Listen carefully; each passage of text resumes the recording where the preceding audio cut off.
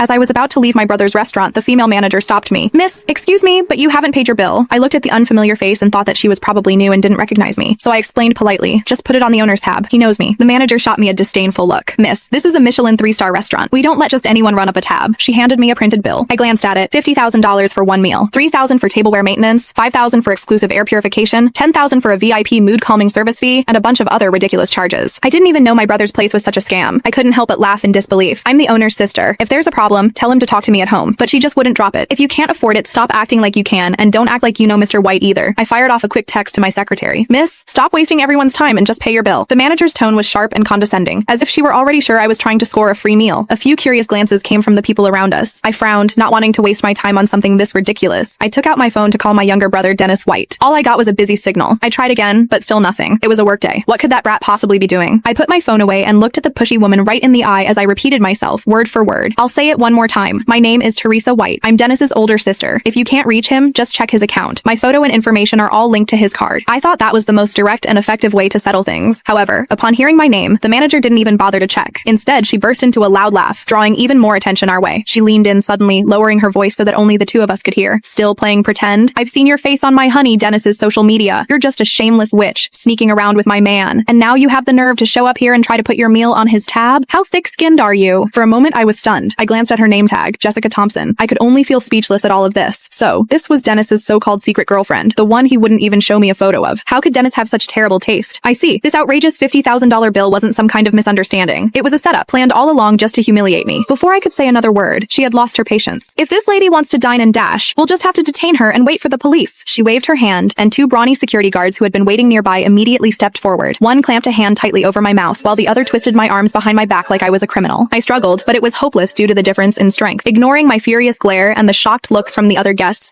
they dragged me roughly toward the kitchen. They then dumped me into a storage room that reeked of disinfectants and leftover food. The door slammed shut, cutting me off from all light and sound outside. In the darkness, the manager, Jessica, didn't say a word. She simply lifted her foot that was clad in a high heel and kicked me hard in the stomach. The pain was so intense that I curled up on the floor, my stomach churning. Spending my man's money, huh? Trying to seduce him? She screamed, her voice tinted by jealousy and rage. Standing over me, she ordered the two guards and said, "Beat her up and don't hold back." The two security guards were clearly on her side. Without the slightest hesitation, they started to punch and kick me. I clenched my teeth, keeping inside every cry and groan. It felt like my bones were breaking and my innards were scrambling. Jessica kept screaming, "Who do you think you are? You're nothing but a leech. I told you I'm his sister. If you don't believe me, ask Dennis yourself. Call him right now and I'll speak to him." I tried to explain, but she didn't care at all. She only raised her hand and stopped the assault when I grew dizzy and everything started spinning. She pressed the heel of her high heel onto my shoulder, smiling down at me. "You'd better pay for your meal today and cough up another $50,000. This is what you get for going after my man and spending his money."